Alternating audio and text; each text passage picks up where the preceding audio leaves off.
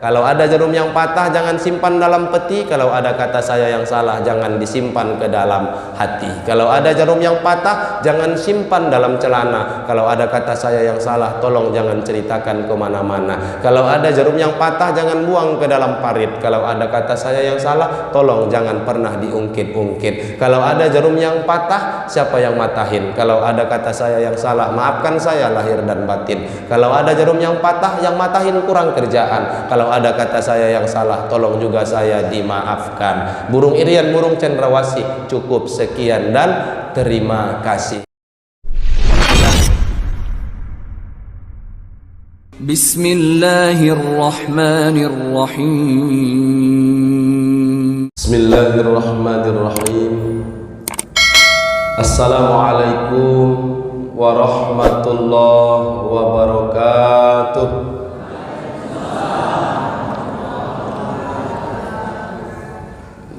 Daun salam bungkus ketupat, ambil keranjang diisi nenas. Yang jawab salam saya tadi dengan semangat, saya doakan segala cicilan dan hutangnya lunas. Kelihatan yang banyak hutangnya.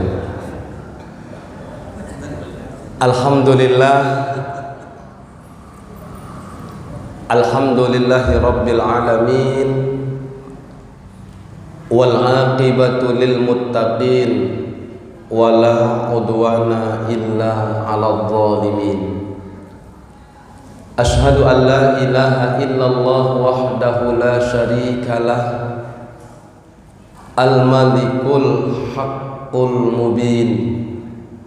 Wa asyhadu anna sayyidana Muhammadan abduhu wa rasuluh sadiqul wa'dil amin. Allahumma salli ala sayyidina Muhammad wa ala alihi wa ashabihi ajma'in. Subhanaka la ilma lana illa ma 'allamtana innaka antal alimul hakim.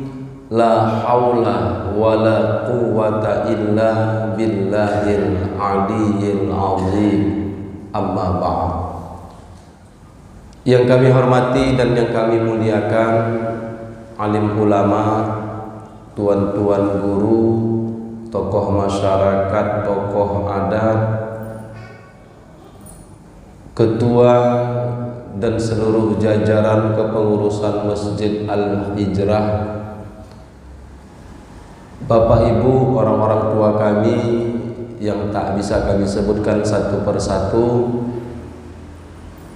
Wabil khusus yang saya muliakan dan yang saya banggakan, sahabat dakwah dari Yayasan Al-Barokah Sumatera Utara, yayasan yang langsung didirikan oleh almarhum Kiai Haji Tengku Zulkarnain.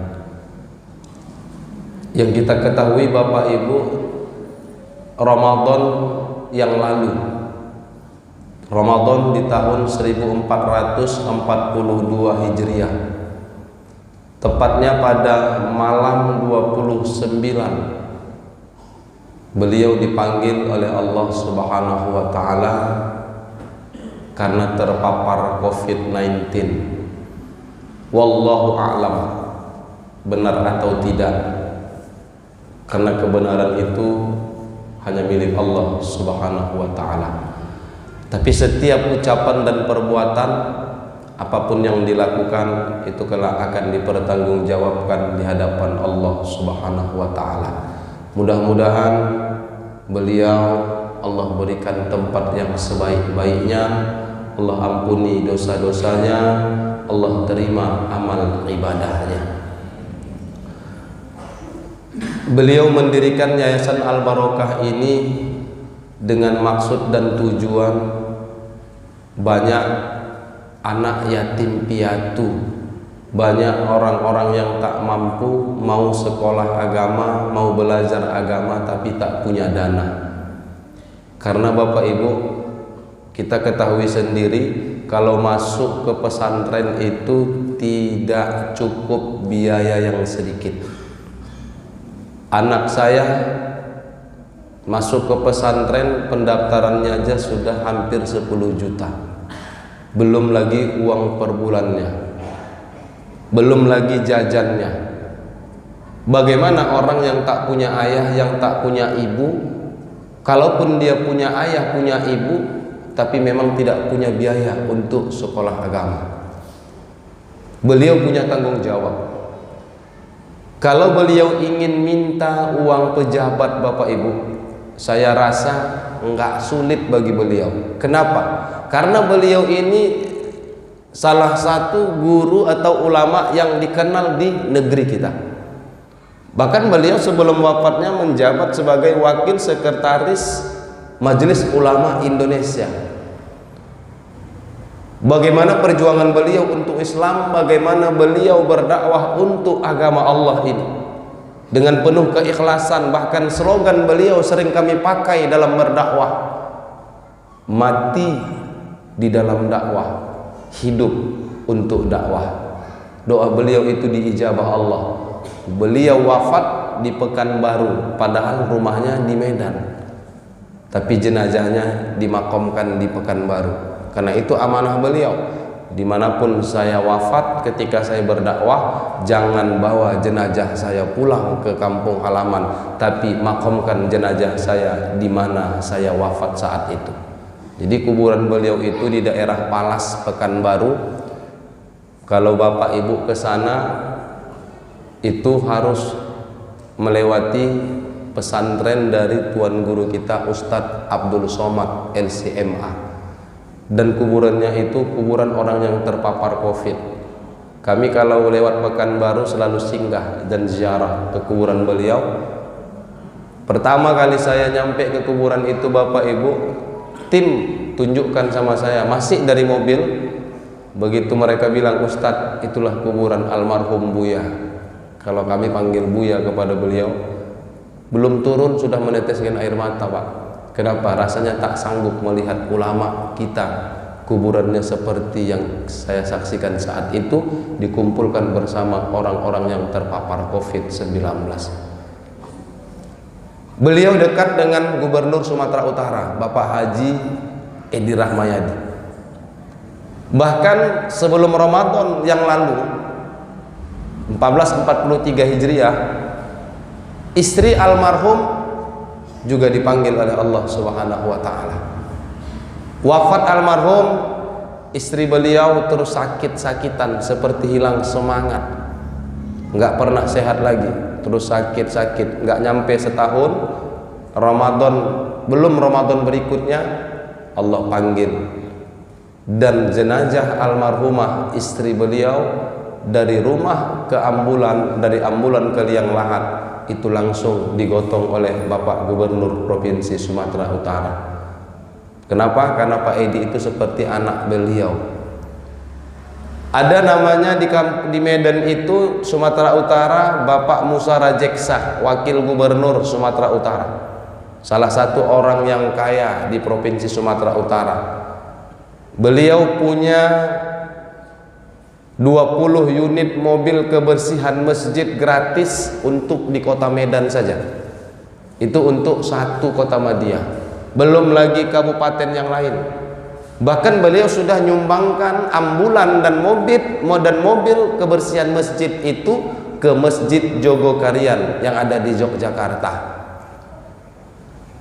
Orang yang dermawan, punya masjid sendiri, namanya Masjid Haji Anif, itu di Jalan Cemara, dan gerbang tolnya juga ada, gerbang tol Haji Anif. Haji Anif itu adalah orang tua dari Wakil Gubernur Sumatera Utara, dan beliau lanjutkan karena ayah beliau setahun yang lalu juga sudah dipanggil oleh Allah Subhanahu wa Ta'ala.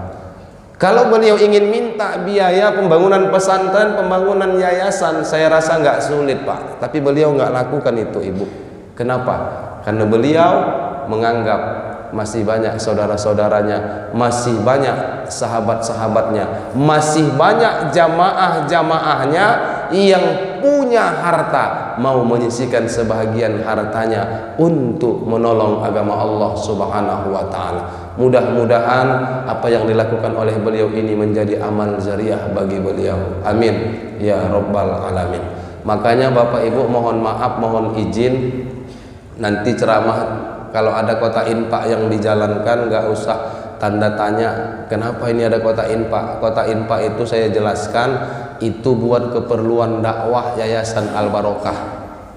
Saya bukan bagian dari Yayasan Al Barokah, tapi mereka bawa saya keliling di provinsi Sumatera Barat, bahkan sudah beberapa provinsi di negeri ini kami keliling.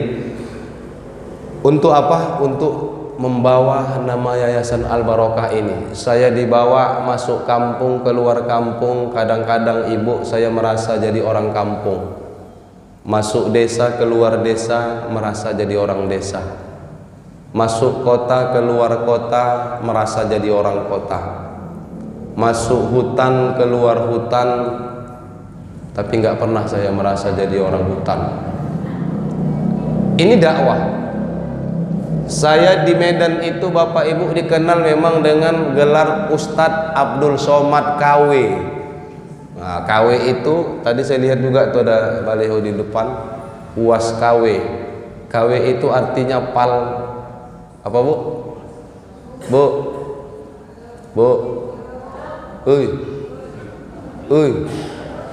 KW itu artinya palsu. Berarti yang duduk di depan ibu ini Ustadz Abdul Somad palsu. Tapi Bu, jangan salah Pak. Yang KW itu sekarang lebih laris dari yang original.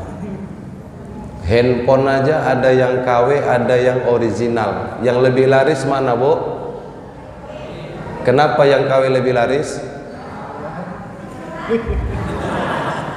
Karena lebih murah. Murah-murah gini kan nggak murahan juga ya Bu. Alhamdulillah saya diundang sampai ke Kalimantan Timur. Tiap tahun saya ke Kalimantan Timur karena belum habis saya kelilingi. Enggak bersama Yayasan Al Barokah, pribadi saya diundang. Bulan Rajab yang lalu saya di Kalimantan Timur selama 19 hari. Saya diberikan hotel di sana ibu bapak, harga hotelnya 3.800.000 per malam. Selama 16 hari gratis. Siapa yang kasih? Pemilik hotel. Saya ceramah ke Maluku, Halmahera Tengah. Saya diberikan tiket pesawat, tiketnya Garuda Indonesia bisnis. Tapi saya ceramah sama Yayasan Al Barokah. Nggak naik pesawat kami ke Sumbar, naik mobil pribadi. Kenapa? Pesawat mahal. Saya bingung juga Bapak Ibu. Saya ke Kepri, Batam. Itu kemarin tiket pesawat dari Medan kurang lebih 700. Begitu kami mau berangkat ke Sumbar, kami tengok tiket, ya Allah 1.500.000 Pak. Padahal nggak jauh. Sampai saya tanda tanya, loh kok bisa mahalan ke Padang daripada ke Batam? Ini ada apa? Akhirnya kami putuskan naik mobil pribadi. Nginap di hotel, bukan hotel 3.800.000, yang 150 Pak per malam. Inilah nasib saya dakwah sama Al Barokah. Bukan gak punya duit, Al Barokah punya. Tapi uang yang mereka miliki, mereka gunakan untuk hal yang lebih bermanfaat lagi. Karena beliau juga almarhum berdakwahnya begitu. Almarhum itu tidak pernah pasang tarif dalam setiap dakwahnya. Tidak pernah milih-milih hotel dalam berdakwah dimanapun berada. Tidak pernah milih-milih kendaraan yang bawa dia selama berdakwah. Tinggal di masjid almarhum lebih senang. Ada masjid, ada kamar di masjid, siapkan tikar, lebih senang beliau. Kenapa? Dekat dengan rumah Allah. Itu jadi panutan kami. Kita lihat Rasulullah Bapak Ibu. Rasulullah ketika dia menikah dengan Khadijah, Khadijah orang yang kaya, hartanya banyak. Rasulullah punya harta yang banyak. Rasulullah bukan orang miskin, Rasul itu orang kaya. Tapi ketika dia berdakwah, maka hartanya habis untuk dakwah. Rasul kaya karena dakwah jadi miskin. Kami para ustadz, ini mohon maaf kebalikannya Pak. Awalnya miskin karena dakwah bisa jadi kaya. Kita lihat ustadz-ustadz banyak begitu. Rasul kaya karena dakwah jadi miskin. Kita enggak, miskin gara-gara dakwah jadi kaya. Kan beda dengan Rasulullah. Ibu bapak kalau datang ke Medan, ini ada nomor di bawah, silahkan hubungi, minta antarkan ke rumah almarhum, biar bapak ibu tahu bagaimana kondisi rumah almarhum. Rumahnya sebelahan dengan pesantren dan masjid yang dibangun oleh beliau. Saya rasa ibu 50 kali lipat lebih megah masjid yang beliau bangun daripada rumah beliau. Rumah beliau ala kadarnya biasa, di belakang ada kandang ayam. Nggak seperti yang digambarkan orang. Begitu terkenalnya beliau, orang banyak beranggapan, berpikiran rumah beliau ini seperti istana. Banyak sahabat-sahabat kami, ini sahabat saya ada Hafizul Khair dari Pekanbaru ikut sama kami. Beliau juga nyampe ke rumah almarhum. Dulu beliau juga berprasangka ini rumah almarhum seperti istana. Begitu datang, ya Allah, seperti itu rupanya rumah almarhum. Kenapa? Karena beliau bukan mengharapkan dunia bayaran dakwah itu untuk kehidupannya. Beliau dosen, beliau PNS, beliau pegawai negeri, beliau ngajar di Universitas Sumatera Utara, USU, dan satu-satunya dosen yang ngajar di fakultas yang di Universitas Sumatera Utara itu yang pakai gamis, pakai imamah cuman beliau. Kalau disuruh pakai celana, pakai jas, berhenti pun nggak apa-apa katanya. Keistiqomahan beliau, masya Allah. Itulah beliau. Maka kami, kalau kami bilang murid-muridnya, Allahu a'lam kalau beliau ngakui atau tidak kami ini murid-muridnya. Tapi bagi kami, beliau juga adalah guru kami yang mengajarkan kebaikan untuk kami. Inilah. Jadi itu nanti kota infak itu digunakan mereka untuk fasilitas mereka berdakwah. Kalau cukup alhamdulillah, kalau kurang mereka yang nambahi Bapak Ibu. Mari kita bantu perjuangan Al Barokah ini untuk mengajak kita berpartisipasi untuk menolong orang-orang yang membutuhkan saluran tangan dari kita. Bapak Ibu, orang-orang tua saya yang dimuliakan oleh Allah Subhanahu wa taala. Di dalam Al-Qur'an pertama kali Allah ucapkan kalimat takwa itu dalam surah Al-Baqarah ayat yang kedua. Ayat yang pertama apa, Bu? Bismillahirrahmanirrahim. Pertama, Alif Lam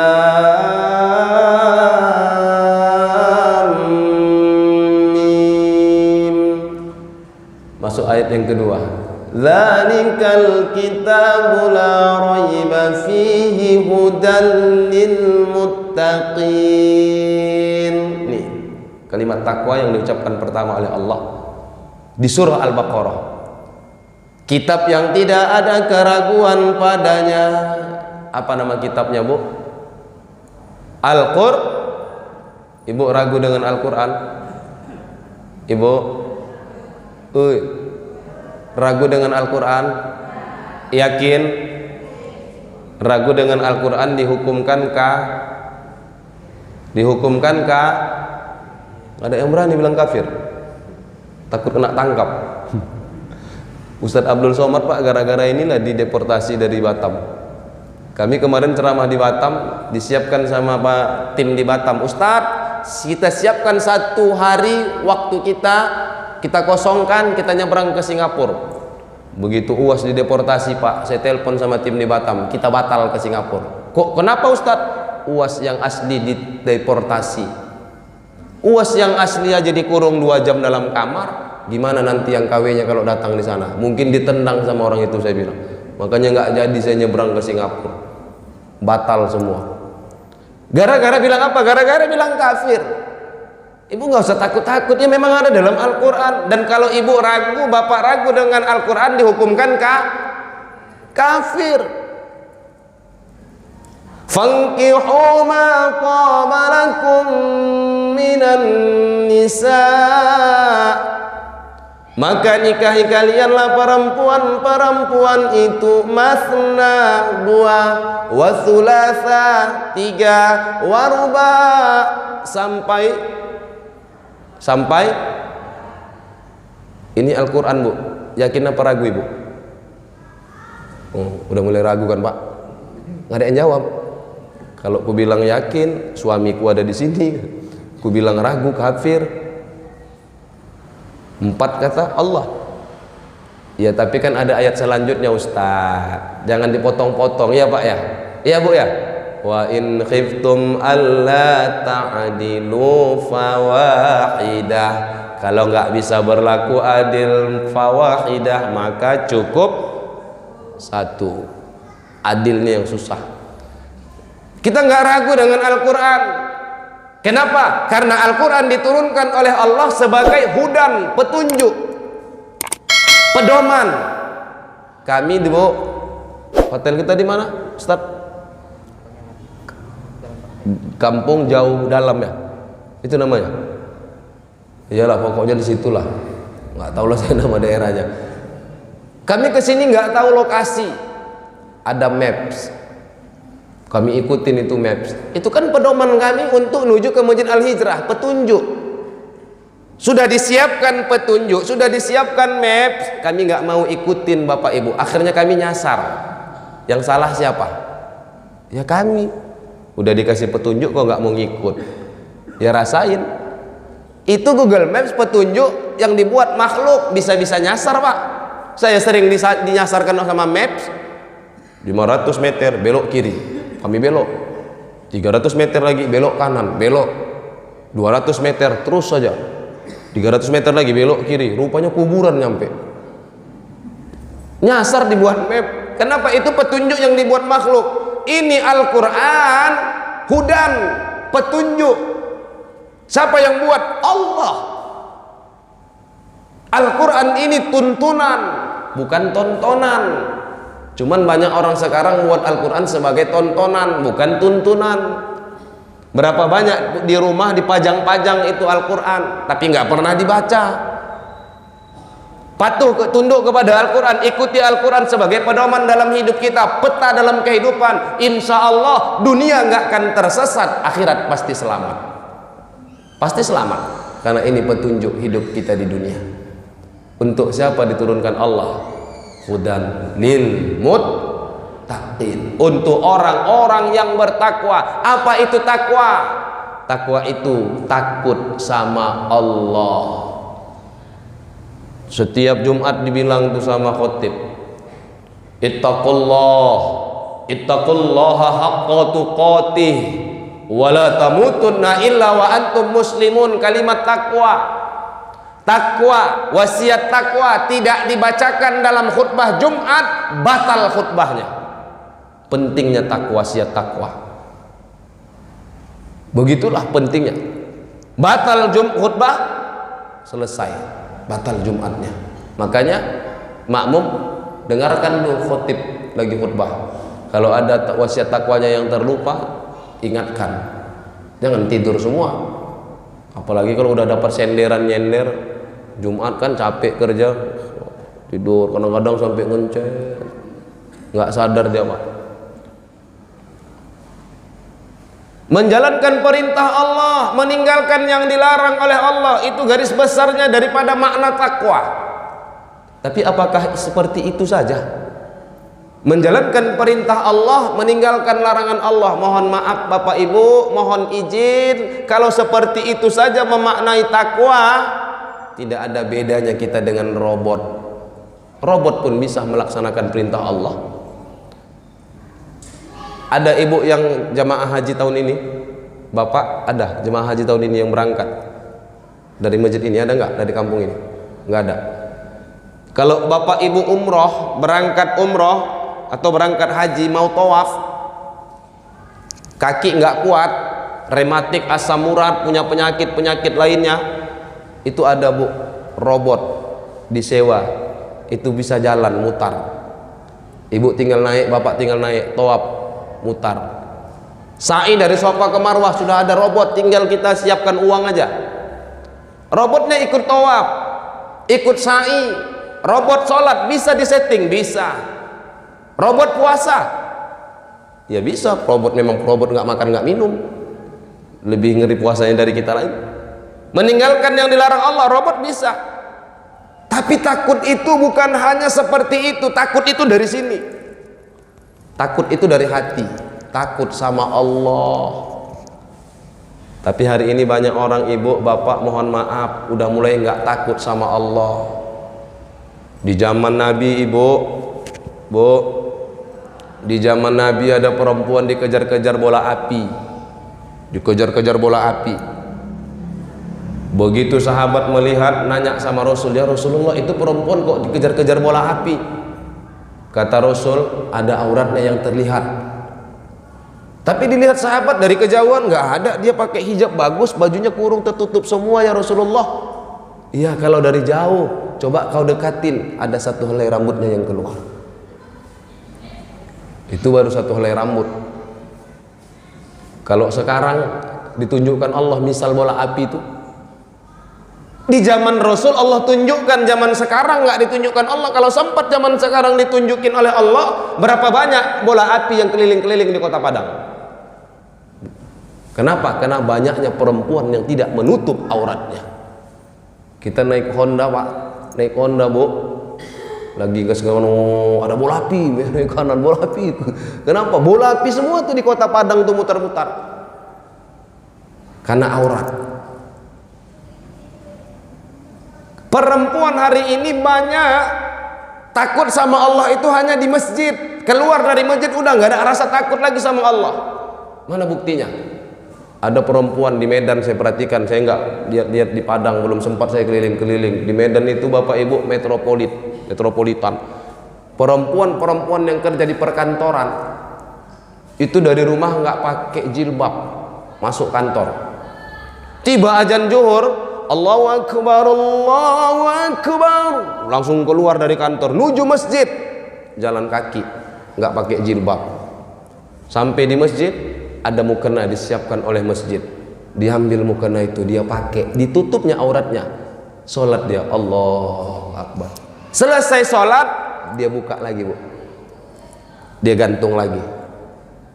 Di dalam masjid dia tutup auratnya. Waktu mau sholat, keluar dari masjid dia buka lagi hijabnya, dia tunjukkan lagi auratnya. Ini perempuan seolah-olah menganggap Allah itu hanya ada di masjid, keluar dari masjid tidak ada Allah lagi.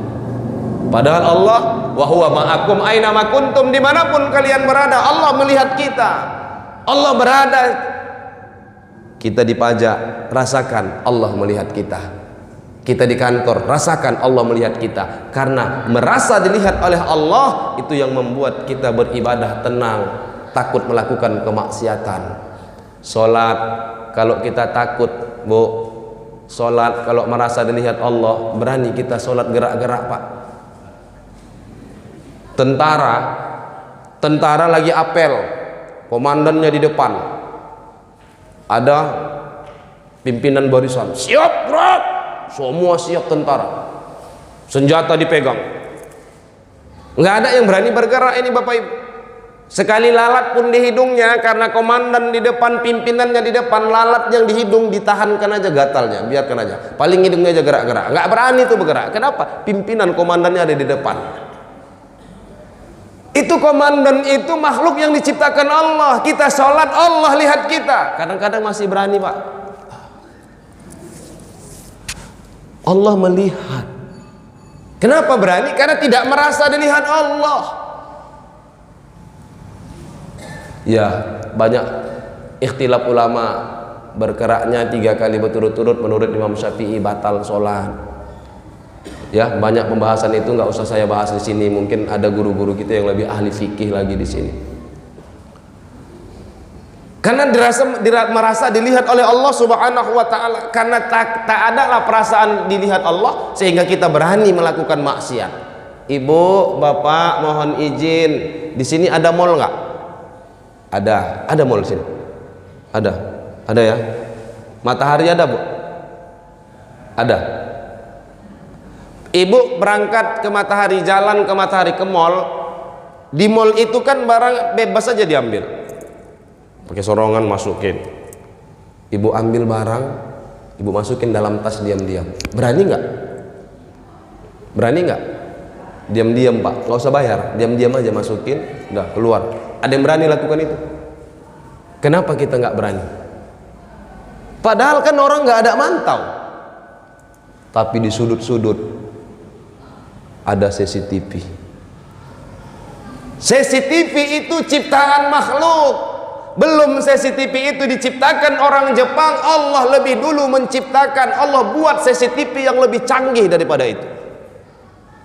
CCTV itu kita keluar dari mall udah nggak bisa mantau kita, nggak bisa ngawasi kita. Tapi CCTV Allah kemanapun kita berada, dia ikut dan terus mantau kita.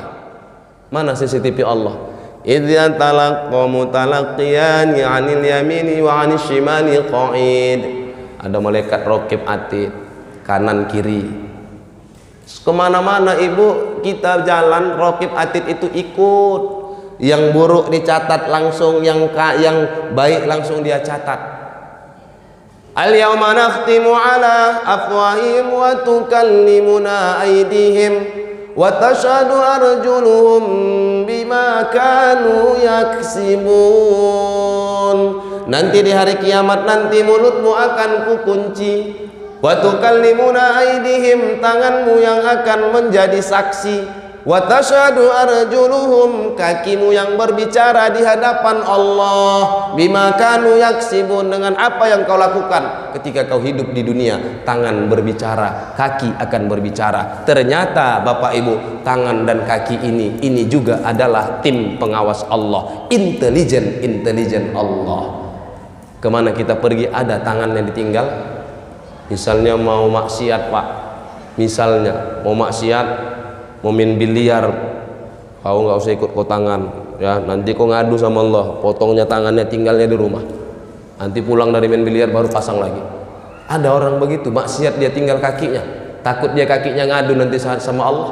Nggak ada, tangan dan kaki kemanapun kita bergerak, kemanapun kita melangkah, mereka selalu ikut dan mereka akan menjadi saksi kelak di hadapan Allah.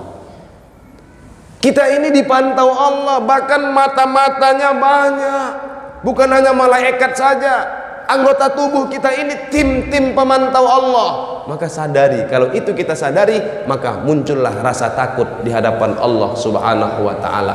Kalau ibu takut sama anjing, mohon maaf nih, takut sama anjing, ibu keluar dari rumah mau ke pasar, jalan kaki, tiba-tiba ada anjing, sementara ibu takut sama anjing, apakah ibu menghindar atau mendekat kepada anjing itu?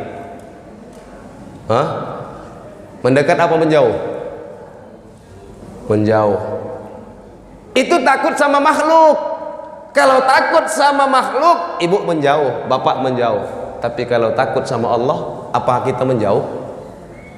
Tidak. Kebalikannya, kalau takut sama Allah, kita bukan menjauh, tapi mendekat dan terus mendekat kepada Allah Subhanahu wa ta'ala. Itu rasa takut. Orang yang bertakwa itu seperti itu. Ciri-cirinya disebutkan oleh Allah. Apa ciri-cirinya? Alladzina yu'minuna bil ghaib, yang percaya dengan hal ghaib. Ibu, saya mau tanya, ibu percaya nggak sama surga? Percaya nggak sama surga? Pernah lihat? Nah, udah pernah masuk? Mudah-mudahan semua kita masuk surga nanti. Itu belum pernah kita lihat gaib, tapi ibu yakin, bapak yakin, Pak, kita yakin semua bahwa surga itu ada, karena Allah yang bilang dalam Al-Quran. Percaya dengan adanya neraka, Pak? Pak, percaya sama neraka? Percaya. Udah pernah kita lihat? Belum. Tapi kita percaya. Allah yang bilang. Percaya kita dengan adanya jin? Percaya, walaupun dia tidak bisa kita lihat dengan mata zahir kita. Walaupun sebagian orang Allah berikan kelebihan bisa melihatnya. Nggak bisa kita lihat, tapi karena Allah bilang wa ma khalaqtul jinna wal insa illa liya'budun. Allah sebutkan jin dan manusia kuciptakan untuk ibadah, kata Allah. Ada Allah sebutkan jin, berarti ada jin, kita yakini. Itu nggak susah bagi kita, mudah untuk percaya kepada akhirat, percaya kepada siksa kubur, percaya kepada neraka, percaya kepada surga, nggak susah. Tapi ciri yang selanjutnya, wa yuqimunas shalah, mendirikan sholat. Ini orang bertakwa. 5 kali dalam sehari semalam. Ini bapak ibu datang ke masjid, ada kisah sahabat Nabi namanya Sauban. Ini Sauban datang selalu lebih awal Datang selalu lebih awal Pak ke masjid. Uniknya Sauban, kalau dia datang ke masjid, dia posisinya ngambil saf paling depan, tapi kalau nggak di sudut kanan, sudut kiri. Itu uniknya Sauban. Suatu hari Sauban nggak datang. Setelah azan mau iqamat, Rasul nahan, jangan dulu qomat. Kenapa ya Rasulullah? Sauban belum datang, mungkin lagi dalam perjalanan. Karena Sauban nggak pernah datang terlambat. Duluan Sauban datang Pak daripada yang tukang azan. Begitulah cepatnya Sauban datang. Akhirnya sampai lama ditunggu Rasulullah nggak muncul-muncul. Waktu subuh sudah mulai mau habis. Akhirnya Pak, udah iqamat sholat. Selesai sholat, kumpul sama sahabat. Siapa di antara kalian yang tahu rumah Sauban? Demi Allah ya Rasulullah, aku tahu di mana rumah Sauban. Ayo kita ke rumahnya. Jalanlah Rasulullah bersama sahabat ke rumah Sauban. Rasul menangis. Kenapa Rasul menangis? Ternyata jam 6 pagi Rasul jalan dari masjid menuju rumah Sauban. Jam 10 baru nyampe ke rumahnya Sauban. 4 jam perjalanan. Jalan kaki Sauban menuju masjid. Nangis Rasul, ya Allah, ternyata beginilah setiap hari yang dilakukan oleh Sauban. 4 jam berjalan kaki. Dari sini kemana Pak? Jalan kaki 4 jam. Dari sini kemana kira-kira? Jalanan nggak aspal, masjid nggak seperti masjid kita megah begini, listrik belum ada. Itu dilalui Sauban. Begitu Sauban sampai rumahnya, Rasul nyampe rumah Sauban, Rasul mengucapkan salam, Assalamualaikum. Yang jawab bukan Sauban, tapi yang menjawab adalah suara seorang perempuan. Waalaikumsalam. Siapa? Kata istrinya Sauban. Aku Rasulullah. Dibuka sama istri Sauban, ditanya sama Rasul, kemana Sauban? Apa kata istrinya? Sauban baru saja meninggal dunia ya Rasulullah. Apa kata Rasul? Adakah pesan yang dia sampaikan sebelum dia wafat? Aku tidak tahu itu pesan atau tidak ya Rasul, tapi ketika sebelum wafat di sakaratul mautnya, dia memekik dan menjerit. Ada 3 jeritan yang dijeritkan oleh Sauban. Pertama, apa jeritan itu? Kenapa? Kenapa terlalu dekat? Kenapa tidak lebih jauh lagi? Yang kedua, kata Sauban dalam jeritannya sakaratul mautnya, kenapa yang bekas? Kenapa tidak yang baru? Yang ketiga, kenapa setengah? Kenapa separuh? Kenapa tidak seutuhnya? 3 jeritan Sauban ini bermakna Bapak Ibu. Pertama, kenapa terlalu dekat? Kenapa tidak lebih jauh lagi? Ternyata waktu sakaratul mautnya Allah tunjukkan kepada Sauban pahala jalan dari rumah ke masjid. Jalan dari rumah ke masjid ditunjukkan Allah pahalanya. Sampai Sauban berpikir, ya Allah, kenapa hanya 4 jam aku jalan kaki menuju rumahmu? Kenapa tidak 12 jam? Kenapa tidak 24 jam? Fadilah dari datangnya dari rumah ke masjid ditunjukkan oleh Allah di sakaratul maut Sauban. Kita datang ke sini, rumah kita bukan 4 km, enggak 4 jam jalan kaki. Jalanan bagus, aspal, listrik ada, masjid kita nyaman. Duduk kita di majelis taklim dikasih lagi air minum. Sauban jalan kaki nggak bawa apa-apa. Andaikan 24 jamnya Rasulullah, tentu lebih banyak lagi pahala yang kudapatkan. Ditunjukkan Allah. Itu yang pertama Bapak Ibu. Yang kedua, kenapa yang bekas? Kenapa tidak yang baru? Waktu Sauban jalan dari rumahnya ke masjid, ada seorang kakek yang kedinginan. Dia lihat kakek itu kedinginan sampai tidak bisa bergerak, dengkulnya sudah menyentuh kepada lututnya. Sehingga Sauban merasa iba, dia buka gamisnya, gamisnya itu saat itu koyak, dia berikan gamisnya kepada kakek itu. Akhirnya hilang kedinginan kakek itu karena diberikan oleh Sauban gamis. Ditunjukkan Allah pahalanya waktu itu. Yang bekas saja dia berikan. Ya Allah, begitu besarnya pahala yang engkau berikan, kenapa aku tidak berikan yang baru saat itu? Masya Allah, kenapa tidak aku berikan yang baru? Kita hari ini Bapak Ibu, mohon maaf, kadang-kadang kita punya pakaian aja pun, kita aja pun nengoknya udah sakit mata kita dalam lemari. Itulah yang kadang-kadang kita sedekahkan ke orang. Buka lemari, Allah, ini juga kelihatan, ini juga kelihatan. Sakit mataku, diambil pakaian tadi, disedekahkan sama orang.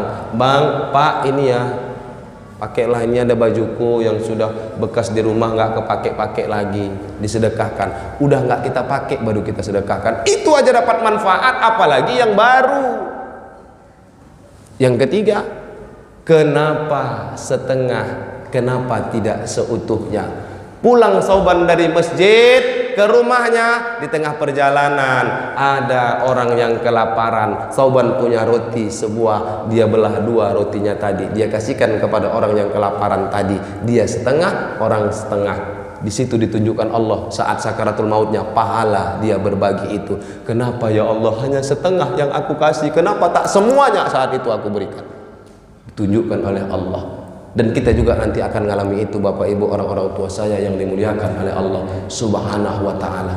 Datang kita ke majelis ilmu, duduk kita di rumah Allah ini, rame-rame kita melangkahkan kaki, besar fadilahnya yang diberikan oleh Allah Subhanahu wa ta'ala.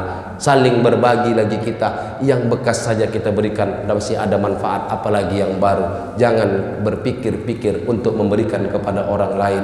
Jangan kita ngaku sempurna iman kita, Bapak Ibu. La yu'minu ahadukum hatta yuhibba li akhihi ma yuhibbu li nafsihi. Jangan kau katakan sempurna imanmu sampai kau sayang kepada saudaramu.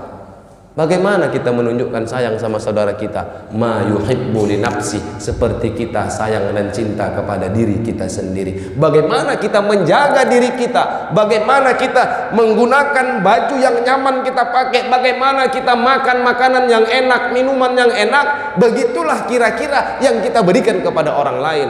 Enak pakaian kita pakai, enak juga dipakai saudara kita. Enak makanan masuk ke tenggorokan kita, enak juga masuk makanan itu ke tenggorokan saudara-saudara kita. Jangan kau katakan sempurna imanmu kalau belum bisa kau lakukan itu. Berapa banyak orang-orang yang membutuhkan bantuan dari kita, tapi kita cuek. Maka almarhum buat program ini, Bapak Ibu. Di Kabupaten Karo banyak orang Islam yang masuk ke dalam agama Islam tapi tidak dapat pembinaan, tidak dapat pendidikan. Akhirnya mereka murtad kembali, keluar dari agama Islam. Siapa yang salah? Kadang-kadang kita yang salah. Kita masukkan orang ke Islam tapi tidak pernah kita ajari ilmu agama. Banyak di Kabupaten Karo, daerah minoritas sana, mereka agama Islam tapi tidak mengenal Al-Quran. Mereka Islam tapi tidak mengenal masjid, tidak mengenal musola. Siapa yang punya tanggung jawab? Kita. Maka beliau kirim guru mengaji ke sana. Beliau kontrakkan rumahnya. Lewat apa? Yayasan Al-Barokahnya. Beliau berikan gaji setiap bulannya. Honda kemarin baru diberikan kepada guru di sana, diantarkan sama Yayasan Al-Barokah. Difasilitasi gurunya untuk apa? Ngajarkan anak-anak Islam yang di daerah minoritas untuk membaca Al-Quran supaya mereka paham ilmu agama. Itu beliau lakukan. Kenapa? Di daerahku sendiri, aku melihat dengan mataku, masa aku biarkan? Apa nanti aku tidak ditanya oleh Allah Subhanahu wa ta'ala? Jangan kita menganggap dengan sholat kita hari ini Allah masukkan kita ke surga, tapi ada orang-orang yang membutuhkan bantuan dari kita, kita cuek begitu saja, tidak kita pedulikan. Tidak bisa. Nabi bagaimana? Nabi itu orang yang rajin bersedekah. Kita ngaku umat Nabi, selesai sholat Nabi langsung pulang, Pak. Sahabat nanya, ya Rasulullah, kenapa nggak berzikir dulu, kenapa nggak berdoa dulu, kau langsung pulang tadi ya Rasul? Rasul bilang, waktu selesai salam aku teringat ada uangku 2 dirham di bawah tempat tidurku yang belum aku sedekahkan. Makanya segera Rasulullah pulang untuk mengambil uang 2 dirham tadi dan beliau sedekahkan. Kita kadang-kadang sholat gitu juga, Pak. Waktu dah salam teringat kita duit kita 20.000 di bawah tempat tidur, cepat kita pulang. Untuk disedekahkan? Enggak, bukan untuk sedekah, takut diambil anak kita. Beda. Kadang-kadang kita gitu. Rasul tidak, dia bersedekah. Keutamaan sedekah sudah ditunjukkan oleh Allah Subhanahu wa ta'ala kepada Thauban dalam sakaratul mautnya. Maka ayo Bapak Ibu, ciri-ciri orang bertakwa yang kedua, setelah dia mendirikan sholat, wa mimma razaqnahum yunfiqun, membelanjakan sebahagian rezeki yang kuberikan untuk agamaku, kata Allah. Coba lihat, buka ayat takwa yang kedua di surah Al-Imran. Wasari'u ila maghfiratin min rabbikum wa jannatin 'arduha as-samawati wal ardh uiddat lil muttaqin, dan bersegeralah kau mencari ampunan kepada Tuhanmu wa jannatin arduha samawati wal ard, surga seluas langit dan bumi Allah siapkan, Allah berikan kepada siapa? Uiddat lil muttaqin, untuk orang-orang yang bertakwa. Siapa orang-orang yang bertakwa itu? Ayat selanjutnya dijelaskan oleh Allah, alladzina yunfiquna fis sarra'i wad dharra. Orang-orang yang bertakwa itu adalah orang-orang yang membelanjakan hartanya dalam keadaan lapang maupun dalam keadaan sempit. Jangan nunggu kaya baru berinfak. Ini masjid butuh dana, ini masjid butuh bantuan dari kita, ini rumah Allah. Kau punya harta, Allah yang kasih, kau tidak mau bantu, kau tidak mau kasih harta yang ku berikan untukmu, untuk rumahku. Jangan kau salahkan, nanti aku ambil hartamu dengan caraku sendiri, kata Allah. Hak Allah ada, keluarkan hak Allah. Jangan biarkan Allah mengambil haknya dengan caranya sendiri. Mudah bagi Allah menjadikan orang kaya jadi miskin, menjadikan yang miskin naik menjadi orang kaya. Tidak ada yang susah bagi Allah Subhanahu wa ta'ala. Jangan nunggu kaya baru berinfak, jangan nunggu kaya baru bersedekah, jangan nunggu kaya baru berwakaf. Ayo Bapak Ibu, selagi masih ada kesempatan kita hidup di dunia ini, manfaatkanlah apapun nikmat yang diberikan oleh Allah. Izra'ul adha fi mardatillahi ta'ala wa izra'ul amwali fiha. Begitu kata Syekh Nawawi Al-Bantani dalam kitab Nasaihul Ibadnya.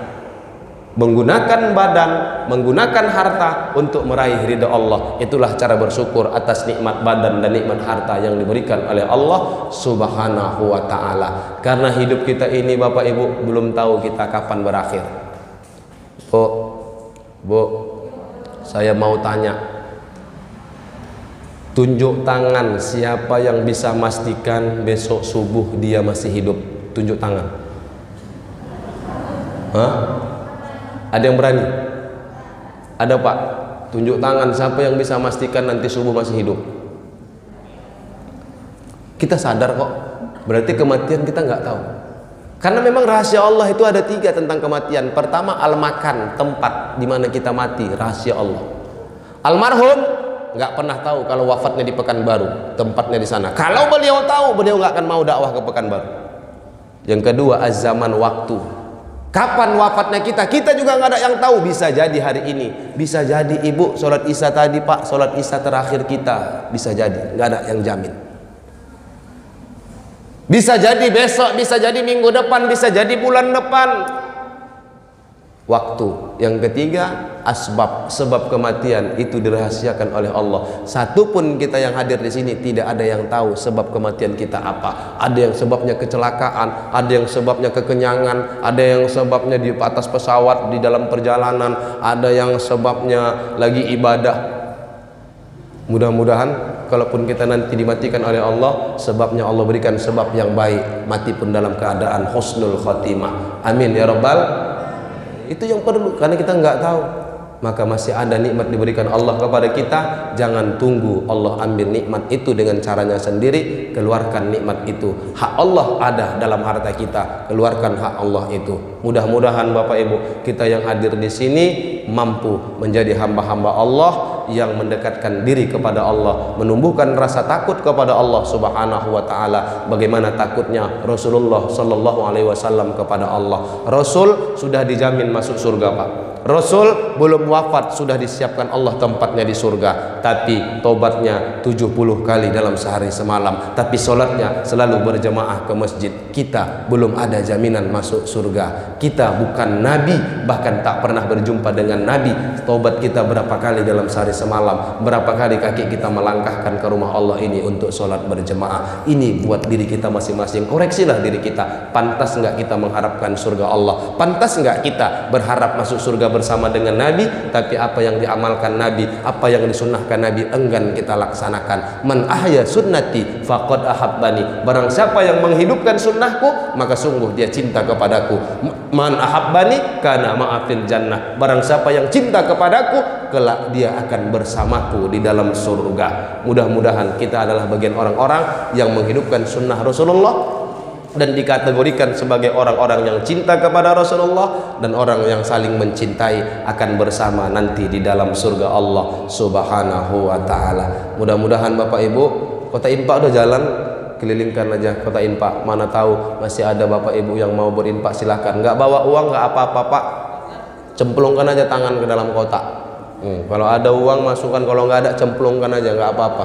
Kami tahu, kami paham masjid ini juga butuh dana, tapi Allah adalah zat yang maha kaya, Al-Ghani. Setiap apa yang kita buat untuk Allah, Allah itu pasti balas dengan caranya sendiri juga. Apapun kebaikan, kemaksiatan yang kita lakukan, semua akan dibalas oleh Allah Subhanahu wa ta'ala. Maka Bapak Ibu, ayo sisihkan rezeki kita, infak terbaik kita. Mudah-mudahan inilah menjadi asbab Allah berikan kemudahan dalam hidup kita. Yang sakit Allah angkatkan penyakitnya, yang sempit rezekinya Allah luaskan seluas-luasnya rezekinya, yang sempit hatinya Allah lapangkan hatinya. Mudah-mudahan infak wakaf kita malam hari ini menjadi asbab Allah jadikan keluarga kita semua keluarga yang sakinah, mawaddah, warahmah, anak cucu keturunan kita soleh dan soleha. Amin ya rabbal alamin. Bapak Ibu, sebelum saya tutup acara ini, saya hanya menyampaikan program saja. Berikan izin saya untuk mengambil waktu 10 menit saja paling lama untuk menyampaikan program ini, karena di mana-mana kami selalu menyampaikan program ini. Apa ini program? Mungkin Bapak Ibu melihat ada Al-Quran, ada sertifikat di hadapan Bapak Ibu. Apa sih sebenarnya Al-Quran ini, Ustadz? Maka kalau Bapak Ibu lihat di sini ada gerakan wakaf Al-Quran. Dulu almarhum ingin mewakafkan Al-Quran sebanyak 1000 mushaf. Jadi sudah ada beberapa Al-Quran yang diwakafkan. Terus kami keliling untuk mencari donatur-donatur yang mau mewakafkan Al-Quran ini. Al-Quran ini harganya di pabrik hanya 60.000, percetakannya di Pulau Jawa. Tapi bagi yang berwakaf ini kami hargai 100.000. Loh, kok 60.000 harga dicetak, 100.000 Ustadz diwakafkan?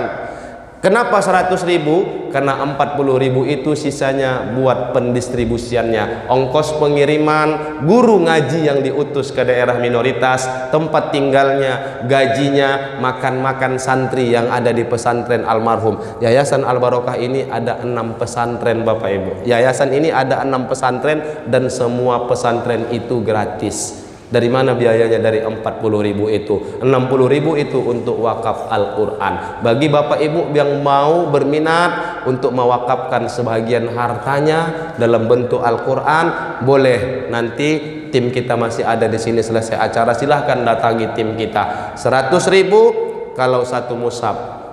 Kapan dibayar? Boleh cash, boleh dicicil. Berapa nyicilnya? Terserah berapa mampu. Nenek-nenek kemarin ada bilang, Ustadz aku mau wakaf 5, berapa uangnya? 500.000 nek.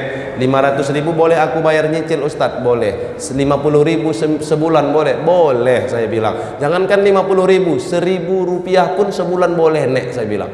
1.000 rupiah berapa bulan habisnya Ustadz? 500 bulan, saya bilang. 500 bulan berapa tahun Ustadz? Hitung aja nek, aku pun bingung hitungnya. 500 bulan. Nanti kalau saya mati Ustadz itu belum lunas gimana? Nanti jadi pertanggungjawaban di akhirat. Nek, inilah Al-Barokah. Al-Barokah kalau seandainya nenek berwakaf, nenek mencicil, belum lunas sampai ajal nenek atas izin Allah, maka itu tidak dicatat sebagai hutang. Al-Barokah sudah menganggap itu lunas. Jadi Bapak Ibu mana yang minat, mana yang mau untuk mengikuti berpartisipasi dalam program almarhum, ya kita diberi peluang oleh almarhum, mudah-mudahan kita mampu untuk bekerja sama. Maka saya hanya minta waktu 5 detik saja. 5 detik saya hitung dari 5 sampai 1. Saya ingin coba dulu, mudah-mudahan ada yang mau. Saya nggak mau lama-lama, saya nggak mau memaksa, hanya 5 detik saya berikan kesempatan. Kalau nggak mau ya udah acara kita tutup. Bagi yang mau wakaf silahkan nanti datangi tim kita. Saya hitung mundur. Bagi pewakaf Pak 30 mushaf Al-Quran, 30 dia wakafkan berarti nilainya 3 juta. Kami insya Allah berikan Al-Quran ini 1. Al-Quran ini ada tanda tangan almarhum di dalamnya sebagai kenang-kenangan, sebagai bukti di dunia, dan kelak ini juga menjadi bukti di akhirat bahwa harta kita pernah masuk ke pesantren Al-Barokah untuk memfasilitasi anak yatim piatu belajar dan makan di pesantren itu. Ana wal kafilil yatimi fil jannah, kata Rasulullah. Aku dan orang-orang yang membantu anak yatim, menyekolahkan anak yatim, yang ngasih makan anak yatim bersamaku nanti dalam surga. Hakadha seperti jari telunjuk dan jari tengah. Beginilah dekatnya orang yang sayang sama anak yatim bersama Rasulullah di dalam surga Allah Subhanahu wa taala. Saya hitung mundur dari angka 5 sampai 1. Mana tahu, mudah-mudahan Allah gerakkan hati hamba-hambanya yang ada di masjid ini untuk berwakaf Al-Quran ke Yayasan Al-Barokah. 30 mushaf, bagi yang mau mengangkat tangan silahkan maju ke depan, saya langsung serahkan ini. Dan bersama sertifikat, di sini ada foto daripada almarhum. Jangan nengok foto saya nggak penting di sini. Yang pentingnya foto daripada almarhum, karena beliau ulama. Kalau saya bukan ulama, kalau saya bilang saya di Medan ini ubaru, ada ulama, ada ubaru, berarti kan ada lama, ada baru. Nah, kalau beliau ulama. Saya cuma ingin coba bismillahirrahmanirrahim, mengharapkan ridha Allah Subhanahu wa taala. Siapa yang berminat silahkan angkat tangan. 5 detik saja saya kasih hitung mundur. 30 mushaf Al-Quran. 5 4 3 2 1. Berarti belum ada rezeki kita. 30 Bu. 1 mushaf. 1 mushaf Al-Quran. Satu mushaf Ibu nggak apa-apa, tapi izinnya Ibu, kami ini kadang banyak yang salah paham. Ustadz, aku nih wakaf 1, dikasihnya uang 100.000, mana Al-Qurannya katanya diminta. Itu namanya jual beli. Saya bilang, saya kasih Al-Quran 100, saya kasih Al-Quran, diambil uangnya, itu namanya jual beli. Artinya Ibu wakafkan 10 mushaf Al-Quran, Bapak wakafkan Al-Quran yang 10 itu Yayasan Al-Barokah yang akan menyalurkan kepada anak-anak yang minoritas, kemudian 40.000-nya untuk dana makan anak yatim yang ada di pesantren. Itu maksud daripada wakaf. Tapi kalau 30 Ibu wakafkan, kami berikan ini 1 sebagai kenang-kenangan. Itu maksudnya ya Bu ya. Boleh Ibu, nanti ada 1 yang 10 ada Pak Ibu, 10 mushaf ada bundaku 10. Masya Allah, dari bunda kita boleh 10 kami berikan 1. 10 mushaf dia wakaf, kami berikan ini 1 mushaf Al-Quran. Dari bunda kita 1, tolong dicatat, boleh cash, boleh cicil, terserah, nanti rekening akan diberikan.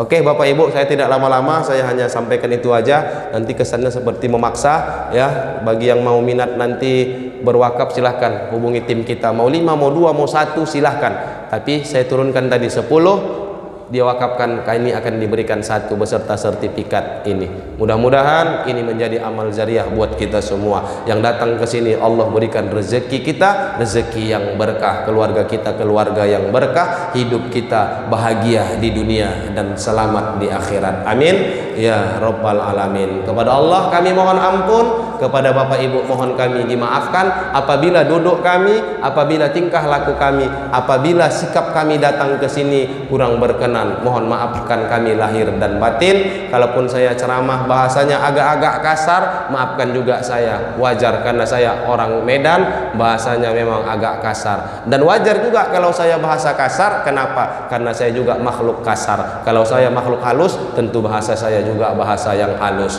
Ya Bu ya, maafkan saya. Kalau ada jarum yang patah jangan simpan dalam peti. Kalau ada kata saya yang salah jangan disimpan ke dalam hati. Kalau ada jarum yang patah jangan simpan dalam celana. Kalau ada kata saya yang salah tolong jangan ceritakan kemana-mana. Kalau ada jarum yang patah jangan buang ke dalam parit. Kalau ada kata saya yang salah tolong jangan pernah diungkit-ungkit. Kalau ada jarum yang patah, siapa yang matahin? Kalau ada kata saya yang salah, maafkan saya lahir dan batin. Kalau ada jarum yang patah, yang matahin kurang kerjaan. Kalau ada kata saya yang salah, tolong juga saya dimaafkan. Burung irian, burung cendrawasih, cukup sekian dan terima kasih. Buah duku, buah kedondong, udah dulu dong. Buah mangga, buah pepaya, itu aja lah ya. Buah sirsa, buah cempedak, buah semangka, buah durian. Itulah nama buah-buahan yang ada di negara Kesatuan Republik Indonesia yang kita cintai ini. Terakhir, motor tank bawa kayu. Thank you, I love you. Nasrul minallah wa fathul qarib wa basyiril mu'minin. Assalamualaikum warahmatullahi wabarakatuh.